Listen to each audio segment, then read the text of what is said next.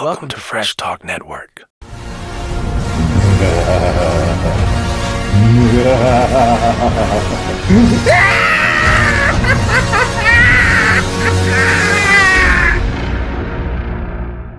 So, there's this incredible buzz swirling out of Gamescom 2025. Yeah. Just massive ripples across the gaming world. Yeah, definitely. We've caught wind of a brand new Batman game. It's on the horizon, but trust me, this is not just another trip to Gotham. You're absolutely right about that. It's called Lego Batman, Legacy of the Dark Knight. Okay. And what's really making waves, I think, is that it's being called, well, not just a game, but this huge love letter to Batman's entire history. Like, 86 years of it. 86 years? Yeah, it's aiming to blend stuff from the films, the comics, even the older games. Okay, right. So for our deep dive today, our mission, essentially, is to figure out how TT Games, the studio behind Lego Star Wars, the Skywalker saga and all those great titles, how they plan to actually pull this off. Yeah. Because it sounds incredibly ambitious. A genre-bending Lego experience that somehow captures, 8 decades of Batman? Yeah. It's a huge challenge. It really is a monumental task. The official word from Gamescom confirmed it's launching in 2026. For PS5, Xbox Series X and S, PC, and also the expected next Nintendo console, the Switch 2. Gotcha. So the next Switch 2. And what's really interesting, I think, is that this is Batman's first solo Lego console game in, over 10 years. A decade. Wow. Yeah, which really kind of highlights the scale of what they're attempting here, the vision behind it. So, okay, we're talking about a game that follows Bruce Wayne from, his origins, maybe League of Shadows stuff, all the way to becoming the legend we know. But how do you actually capture an entire 86-year legacy in just one game? I mean, not just adapting one specific movie or comic arc. Yeah. What's the design thinking there? Well, this is where it gets fascinating. Sources are talking about this unique narrative alchemy. That's the term they're using. Narrative alchemy. Yeah, so it's not a straight adaptation of, say, The Dark Knight or one specific comic run. Right. Instead, TT Games is apparently crafting this original story-driven campaign, and it weaves together iconic moments from Batman's whole history. But it recontextualizes them through that Lego lens, Like, the trailer apparently spoofed famous scenes, the car chase from the Batman. Oh, yeah, I saw that bit. And Bane's monologue from The Dark Knight Rises. You merely adopted the dark. Right. With Lego humor. Exactly. So it's this tricky balancing act. They need to, deeply understand what makes each era work for fans. So they can poke fun at a dramatic moment, but still somehow honor its original weight. It's quite clever if they pull it off. That sounds incredibly complex to manage, yeah. We saw Jim Lee, DC's president and CCO. He described it as bringing together nearly every facet of his legacy. And he mentioned incredible care, creativity, and deep respect for the mythos, which sounds great, but given just how ambitious this is, are we seeing anything about why now? Why TT Games feels ready for this kind of leap?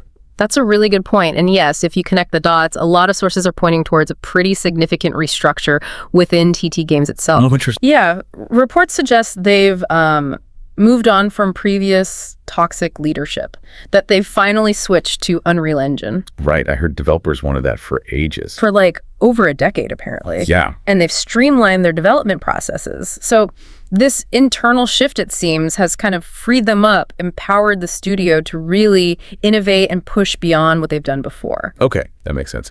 And Jonathan Smith, he's the strategic director at TT Games, he explicitly said the team is incredibly proud of this game. He called it a real celebration of everything Batman. Right. And he promised it takes Lego gameplay to an entirely new level. Okay, so gameplay. Let's talk about that. What's actually evolving? Because Lego games, they have their signature style, often simpler combat. Right. Accessible? Yeah, accessible.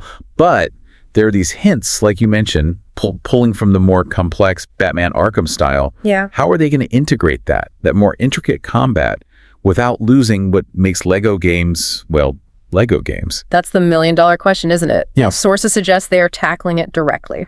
Okay. Gameplay footage showed this new dynamic combat system. It looked pretty fluid. Attack chains, counters, these kind of over-the-top takedowns. Very reminiscent of the Arkham games. Like the free flow combat. Exactly. You see Batman like sliding between enemies, taking them down really quickly. But the key seems to be how they're revoicing a lot of these iconic scenes and moments to fit that signature Lego comedy. Oh, okay. And helps bridge that gap, between the serious action feel and the lighthearted Lego fun. And speaking of that comedic tone, Matt Berry as Bane. When I read that, I couldn't stop smiling. I know, right? Picturing his voice delivering those super serious Bane lines. What does that casting choice tell us about how they're handling the comedy versus the source material? I think it's, inspired is the word. It perfectly sums up their approach. Yeah. Matt Berry's delivery is so unique, it lets them play with the sheer gravitas of Bane's character. Right. While just injecting it with that inherent, absolutely delightful Lego humor, it signals they're not just doing cheap spoofs. They're carefully crafting the humor, making it complement the moments, not just undercut them. Okay, I'm sold on that. Right. Beyond combat, though, the Skywalker saga really pushed things with its open world design. It did, yeah. Big step up. So what are we seeing for Gotham in Legacy of the Dark Knight? An open world Lego Gotham. That sounds amazing. I always felt a bit, hemmed in some older Lego titles. This feels like a real jump forward for them, wouldn't you say? Oh, absolutely. It seems like a major focus.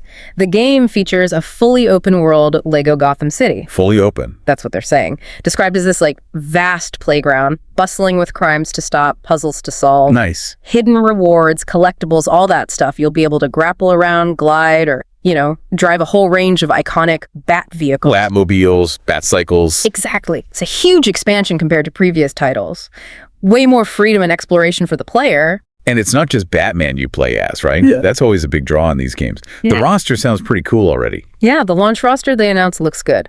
Batman, obviously, Jim Gordon, Robin, Nightwing, Batgirl, Catwoman, even Talia al Ghul. Oh, interesting. Talia, too. And they each have their own unique gadgets and combat styles. Like, Gordon has some kind of foam sprayer. A foam sprayer. And Catwoman's got her whip, naturally. Plus, you can customize the Batcave. Class. And display this huge collection of wearable Batsuits from all across Batman's history. That level of detail, that fan service, it's pretty impressive. It really is. And something else that's a big shift for TT Games and really shows they're aiming for a maybe more premium experience, the inclusion of new difficulty modes. Oh, okay. Like what? Well, for people who want more of a challenge, there's a Cape Crusader enhanced difficulty. Right. And an even tougher Dark Knight level. Okay, that's genuinely new for them, isn't it? It is. And that combined with the confirmation of no microtransactions. Oh, thank goodness. Yeah, no consumable purchases, nothing like that. It really backs up their promise of a complete, solid package right from the start. That's genuinely refreshing to hear these days. And for the real hardcore fans, I saw there's even a Golden Age Batsuit. Yeah. Inspired by his very first appearance in 1939, Detective Comics #27. Wow. You unlock it by signing up for a WB Games account, I think. It's a small thing, maybe, but it just perfectly underlines how deep they're going, pulling from every single corner of his legacy. Okay, so let's try and wrap this up. We've done our deep dive into Lego Batman, Legacy of the Dark Knight. And it really feels like TT Games is swinging for the fences here. Definitely seems that way. They're aiming to weave together this entire Batman legacy, 86 years of it, into this ambitious open-world Gotham. It's got hints of Arkham combat, those wonderful comedic touches like Matt Berry, and this really welcome commitment to a complete microtransaction-free game. It really is shaping up to be a pretty unique experience, especially for fans. It certainly is. And, this whole new approach from TT Games, this idea of crafting a genuine love letter to a character's entire history. Right. Combined with things like the new difficulty modes and reflecting perhaps that big studio restructure we talked about, it does raise a bigger question, doesn't it, about the future of licensed Lego games in general. Absolutely. Like, will this kind of narrative alchemy, this commitment to such an expansive, seemingly high-quality experience, will it redefine what a Lego game can actually be? Could it set a new standard? Yeah, exactly. We've seen them adapt specific movies or series, but this feels like a genuine evolution.